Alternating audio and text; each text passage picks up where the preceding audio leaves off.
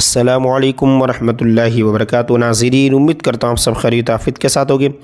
آئیے انشاءاللہ عز و جل آج کی اس ویڈیو میں اردو کتاب بہار شریعت حصہ اول کا پارٹ نمبر 17 پارٹ نمبر 17 پڑھیں گے، چونکہ پارٹ نمبر 16 سے ہی عالم برزخ کا بیان شروع ہو رہا ہے۔ عالم برزخ کیا ہے، کیا مطلب ہوتا ہے اس میں، کسے کہتے ہیں، وہ سب آپ پہلے کی ویڈیو میں دیکھ سکتے ہیں۔ دیکھیں یہاں سے عقیدہ نمبر 8 سے کنٹینیو کرتے ہیں۔ جب دفن کرنے والے دفن کر کے وہاں سے چلتے ہیں، یعنی جب مردے کو دفن کر دیتے ہیں نا، ڈانٹتے، وہ ان کے جوتوں کی آواز سنتا ہے، یعنی جو مردہ ہے وہ ان جانے والوں کے جوتوں کی آواز سنتا ہے۔ اس وقت اس کے پاس دو فرشتے اپنے دانتوں سے زمین چیرتے ہوئے آتے ہیں۔ ان کی شکلیں نہایت ڈراؤنی اور ہیبت ناک ہوتی ہے۔ ان کے بدن کا رنگ سیاہ یعنی بلیک کالا، اور آنکھیں سیاہ یعنی آنکھیں بھی کالی اور نیلی اور دیگ کی برابر اور شعلہ زن ہے، ٹھیک ہے، یعنی بڑی بڑی آنکھیں ہوتی ہے اور آنکھ اس میں سے لپٹے ہوتی ہے۔ اور ان کے محب بال سر سے پاؤں تک، یعنی ان کے جو ڈراؤنے بال ہے وہ سر سے پاؤں تک، اور ان کے دانت کئی ہاتھ کے جن سے زمین چیرتے ہوئے آئیں گے۔ ہاتھ بھی لمبے ہوتے ہیں، ناخن بھی، جس سے وہ زمین کو پھاڑتے آتے ہیں۔ ان میں ایک کو منکر اور دوسرے کو نکیر کہتے ہیں، اسی کو منکر نکیر کہتے ہیں۔ مردے کو جھنجھوڑتے اور جھڑک کر اٹھاتے اور نہایت سختی کے ساتھ کرخت آواز میں سوال کرتے، یعنی ڈراؤنی آواز میں، ٹھیک ہے۔ کیا سوال کرتے، دیکھیں بہت امپورٹنٹ ہے مسلمان کے لیے، تو بہت ہی زیادہ یہ امپورٹنٹ ہے۔ پہلا سوال من ربک، تیرا رب کون ہے؟ دوسرا سوال ما دینک، تیرا دین کیا ہے؟ تیسرا سوال ما کنت تقول فی ھذا الرجل، ان کے بارے میں تو کیا کہتا ہے؟ مردہ مسلمان ہے تو پہلے سوال کا جواب دے گا ربی اللہ، میرا رب اللہ عز و جل ہے۔ اور اس طرح دوسرا سوال تھا تمہارا دین کیا ہے، تو دوسرے کا جواب دے گا دین الاسلام، یعنی میرا دین اسلام ہے۔ اور تیسرے سوال کا جواب دے گا، چونکہ پوچھا تھا نا یہ کون ہے، ان کے بارے میں تمہارا دنیا میں کیا خیال تھا، تو یہ جواب دے گا ہوا رسول اللہ صلی اللہ تعالی علیہ وسلم، ہے نا۔ کیا جواب دے گا؟ وہ تو رسول اللہ صلی اللہ علیہ وسلم ہے، سبحان اللہ۔ اب دیکھ آگے، وہ کہیں گے تجھے کس نے بتایا، اور فرشتے کہیں گے تجھے یہ جو جواب ہے وہ کس نے بتایا، تو کہے گا میں نے اللہ عز و جل کی کتاب پڑھی، اس پر ایمان لایا اور تصدیق کی۔ بعض یعنی کچھ روایتوں میں آیا ہے کہ سوال کا جواب پا کر کہیں گے فرشتے ہمیں تو معلوم تھا کہ تو یہی کہے گا۔ اس وقت آسمان سے ایک منادی ندا کرے گا کہ میرے بندے نے سچ کہا، یعنی پکارے گا کہ میرے بندے نے سچ کہا، اس کے لیے جنت کا بچھونا بچھاؤ اور جنت کا لباس پہناؤ، اور اس کے لیے جنت کی طرف ایک دروازہ کھول دو۔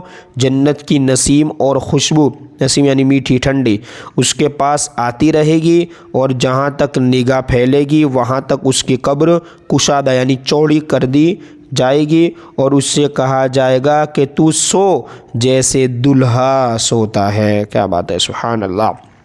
یہ خواص کے لیے عموماً ہے اور عوام میں ان کے لیے جن کو وہ چاہیے، ورنہ وسعت قبر حسب مراتب مختلف ہے، یعنی جیسے جیسے مرتبے ہوگا نا اس طرح وہ قبر چوڑی ہوگی، اس کے الگ الگ درجے ہیں۔ بعض کے لیے 70 ہاتھ لمبی چوڑی، بعض کے لیے جتنی وہ چاہے زیادہ، حتیٰ کہ جہاں تک نگاہ پہنچے اتنی چوڑی ہو جائے گی وہ قبر۔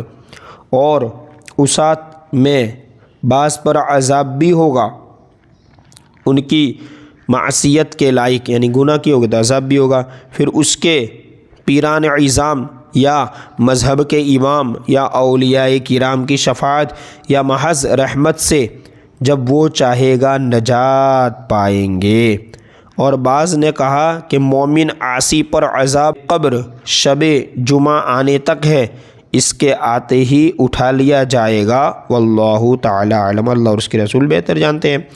ہاں، یہ حدیث سے ثابت ہے کہ جو مسلمان شب جمعہ یا روز جمعہ یا رمضان مبارک کے کسی دن رات میں مرے گا، سوال نکیرین و عذاب قبر سے محفوظ رہے گا، اور یہ جو ارشاد ہوا کہ اس کے لیے جنت کی کھڑکی کھول دی جائے گی، یہ یوں ہوگا کہ پہلے اس کے بائیں ہاتھ کی طرف جہنم کی کھڑکی کھولے گے، جس کی لپیٹ اور جلن اور گرم ہوا اور سخت بدبو آئے گی، اور معاً بند کر دیں گے۔ اس کے بعد داہنی طرف سے جنت کی کھڑکی کھولیں گے اور اس سے کہا جائے گا کہ اگر تو ان سوالوں کے صحیح جواب نہ دیتا تو تیرے واسطے وہ تھی اور اب یہ ہے، تاکہ وہ اپنے رب کی نعمت کی قدر جانے کہ کیسی بلائے عظیم سے بچا کر کیسی نعمت عظمیٰ عطا فرمائی۔ ٹھیک ہے، اب دیکھیں آگے۔ اور منافق کے لیے اس کا عکس یعنی الٹا معاملہ ہوگا، پہلے جنت کی کھڑکی کھولیں گے، اس کی خوشبو، ٹھنڈک، راحت، نعمت کی جھلک دیکھیں گا اور معاً بند کر دیں گے، یعنی اس کے ساتھ بند کر دیں گے، اور دوزخ کی کھڑکی کھول دیں گے تاکہ اس پر اس بلائے عظیم کے ساتھ حسرت عظیم بھی ہو، یعنی غم ہو اسے کہ حضور اقدس صلی اللہ علیہ وسلم کو نہ مان کر یا ان کی شان رفیع میں ادنا گستاخی کر کے کیسی نعمت کھوئی اور کیسی آفت پائی۔ اور اگر مردہ منافق ہے تو سب سوالوں کے جواب میں کہے گا، کیا کہے گا؟ ہا لا ادری، افسوس مجھے تو کچھ معلوم نہیں۔ کیا کہے گا؟ کنتو اسمع الناس یقولون شیئا فاقول، میں لوگوں کو کہتے سنتا تھا، خود بھی کہتا تھا۔ دیکھیے یہ منافق کا معاملہ ہے۔